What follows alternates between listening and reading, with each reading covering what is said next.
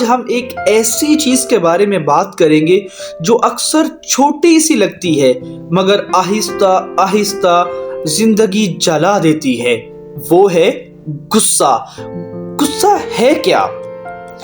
غصہ ایک جذباتی رد عمل ہے، مگر جب یہ بار بار بے قابو اور طویل ہو جائے تو یہ ہمارے جسم، ذہن اور رشتہ داریاں سب تباہ کر دیتا ہے۔ غصے کے جسمانی اثرات کیا ہیں؟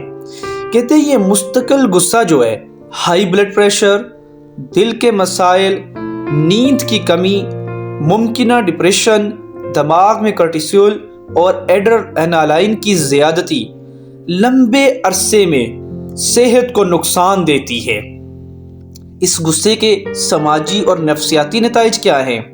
کہتے ہیں رشتے جب ٹوٹتے ہیں، اعتماد ختم ہوتا ہے، بچے متاثر ہوتے ہیں، دوست دور ہو جاتے ہیں۔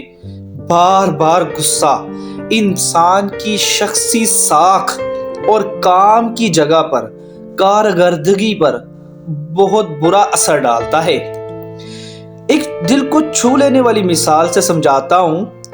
ایک دن ایک باپ نے غصے میں آ کر سخت الفاظ کہے۔ چند مہینوں کے بعد بیٹا گھر چھوڑ کر چلا گیا۔ باپ نے سوچا وہ لمحہ اور وہ الفاظ واپس نہیں آ سکتے۔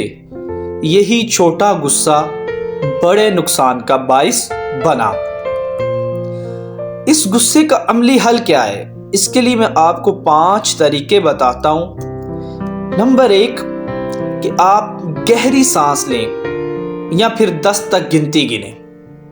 نمبر 2 جگہ بدلیں، پانی پی لیں یا پھر تھوڑی سی واک لے لیں۔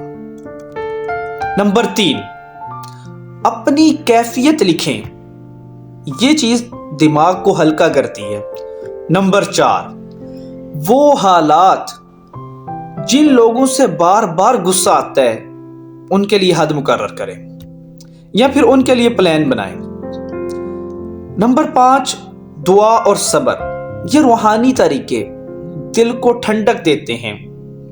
اسلامی حوالے سے عام لفظوں میں صبر اور دعا بہت مفید ہے۔ غصہ اگر چھوٹی آگ لگا دے تو اسے جلنے نہ دیں۔ آج ایک نیا عہد کریں، غصہ جب آئے تو 10 تک گنتی کر کے قدم پیچھے ہٹیں۔ ایسی چھوٹی چھوٹی عادات آپ کی زندگی، آپ کے رشتوں اور آپ کی صحت سب کو بچا لے گی۔